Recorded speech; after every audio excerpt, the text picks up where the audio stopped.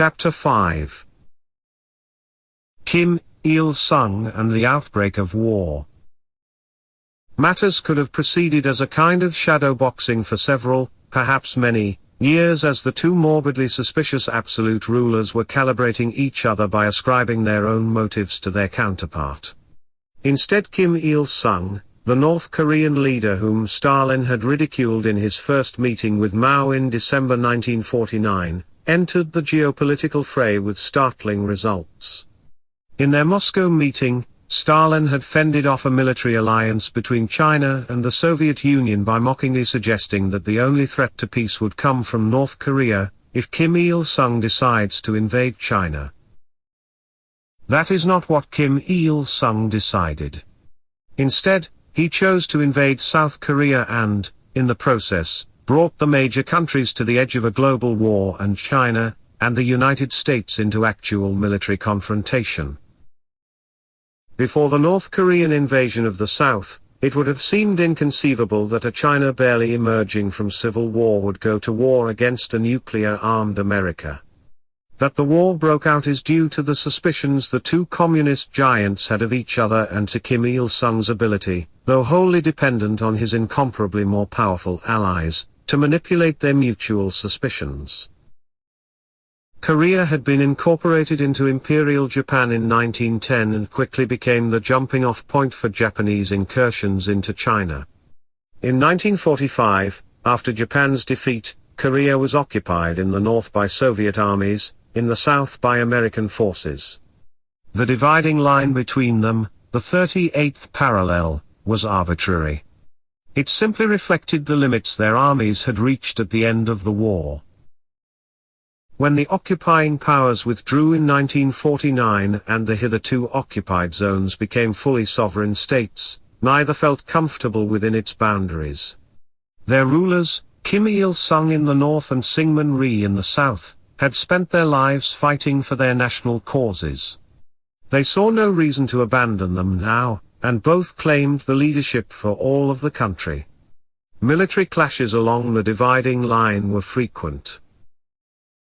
Starting with the withdrawal of American forces from South Korea in June 1949, Kim Il-sung had throughout 1949 and 1950 tried to convince both Stalin and Mao to acquiesce in a full-scale invasion of the South.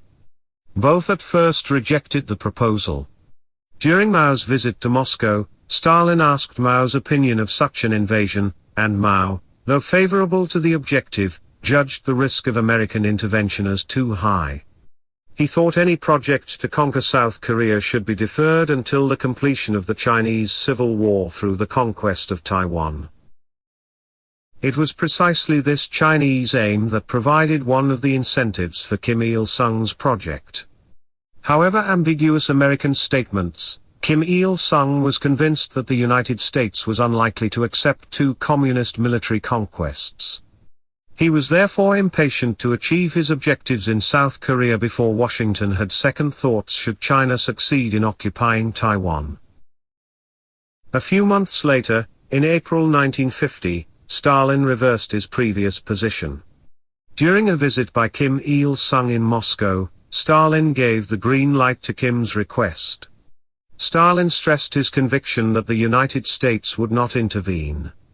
A Soviet diplomatic document recounted that Comrade Stalin confirmed to Kim Il-sung that the international environment has sufficiently changed to permit a more active stance on the unification of Korea. Now that China has signed a treaty of alliance with the USSR, Americans will be even more hesitant to challenge the communists in Asia. According to information coming from the United States, it is really so. The prevailing mood is not to interfere. Such a mood is reinforced by the fact that the USSR now has the atomic bomb and that our positions are solidified in Pyongyang. Thereafter there is no record of a direct Chinese-Soviet dialogue on the subject. Kim Il-sung and his envoys became the vehicle through which the two communist giants communicated with each other on Korea. Both Stalin and Mao were maneuvering for dominant influence in Korea or, at a minimum, to keep the other partner from achieving it. During that process, Mao agreed to transfer up to 50,000 ethnic Korean troops who served in the People's Liberation Army units to North Korea with their weapons. Was his motive to encourage Kim Il-sung's design or to prove his ideological support while limiting a final Chinese military commitment? Whatever Mao's ultimate intentions, the practical result was to leave Pyongyang in a significantly strengthened military position.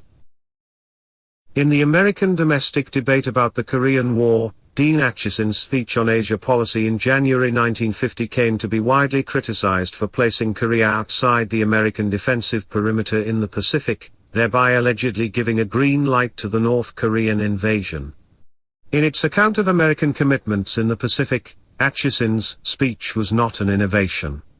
General Douglas MacArthur, Commander-in-Chief of the U.S. Far East Command, had similarly placed Korea outside the American defense perimeter in a March 1949 interview in Tokyo. Now the Pacific has become an Anglo-Saxon lake and our line of defense runs through the chain of islands fringing the coast of Asia. It starts from the Philippines and continues through the Ryukyu archipelago, which includes its main bastion, Okinawa. Then it bends back through Japan, and the Aleutian Island chain to Alaska. Since then, the United States had withdrawn the majority of its forces from Korea. A Korean aid bill was currently before Congress, where it faced considerable resistance.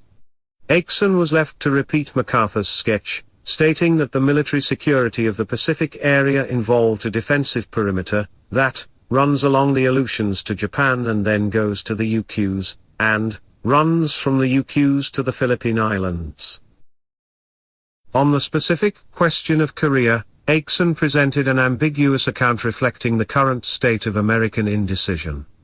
Now that South Korea was an independent and sovereign country recognized by nearly all the rest of the world, Acheson reasoned that our responsibilities are more direct and our opportunities more clear, though what these responsibilities and opportunities were, Acheson did not explain, specifically whether they included defense against invasion. If an armed attack were to occur in an area of the Pacific not explicitly to the south or east of the American defensive perimeter, Acheson suggested that the initial reliance must be on the people attacked to resist it and then upon the commitments of the entire civilized world under the Charter of the United Nations. To the extent deterrence requires clarity about a country's intention, Acheson's speech missed the mark. No specific reference to this aspect of Acheson's speech has so far emerged in any Chinese or Soviet documents. Recently available diplomatic documents do suggest, however, that Stalin based his reversal in part on access to NSC-48 halves, which his spy network, probably through the British turncoat Donald Maclean, had uncovered. This report also specifically placed Korea outside the U.S. defense perimeter. Since it was highly classified, the document would have seemed particularly credible to Soviet analysts. Another element in Stalin's reversal may have been his disenchantment with Mao stemming from the negotiations leading to the Sino-Soviet Treaty of Friendship described earlier. Mao had made it abundantly clear that Russian special privileges in China would not last long. Russian control of the warm water port of Dalian was bound to be temporary. Stalin may well have concluded that a unified communist Korea might prove more accommodating to Soviet naval needs. Ever devious and complex, Stalin urged Kim to speak about this subject with Mao, noting that he had a good understanding of Oriental matters. In reality, Stalin was shifting as much responsibility as he could to Chinese shoulders. He told Kim not to expect great assistance and support from the Soviet Union, explaining that Moscow was concerned and preoccupied with the situation in the West. And he warned Kim, "If you should get kicked in the teeth, I shall not lift a finger. You have to ask Mao for all the help." It was authentically Stalin, haughty, long-range, manipulative, cautious, and crass, producing a geopolitical benefit for the Soviet Union while shifting the risks of the effort to China. Stalin, who had encouraged the outbreak of the Second World War by freeing Hitler's rear through the Nazi-Soviet pact, applied his practiced skill in hedging his bets. If the United States did intervene, the threat to China would increase, as would China's dependence on the Soviet Union. If China responded to the American challenge, it would require massive Soviet assistance, achieving the same result. If China stayed out, Moscow's influence in a disillusioned North Korea would grow. Kim next flew to Beijing for a secret visit with Mao on May 13 to 16, 1950. In a meeting on the night of his arrival, Kim recounted to Mao Stalin's approval of the invasion plan and asked Mao to confirm his support. To limit his risks even further, Stalin, shortly before the attack he had encouraged, added reinsurance by withdrawing all Soviet advisors from North Korean units. When that hamstrung the performance of the North Korean army, he returned Soviet advisors, albeit under the cover of there being correspondence from TASS, the Soviet press agency. How a minor ally of both communist giants unleashed a war of major global consequences was summed up by Mao's translator Shi to the historian Chen Jian, who paraphrased the content of the key conversation between Mao and Kim Il-sung. Kim told Mao that Stalin had approved his plans to attack the South.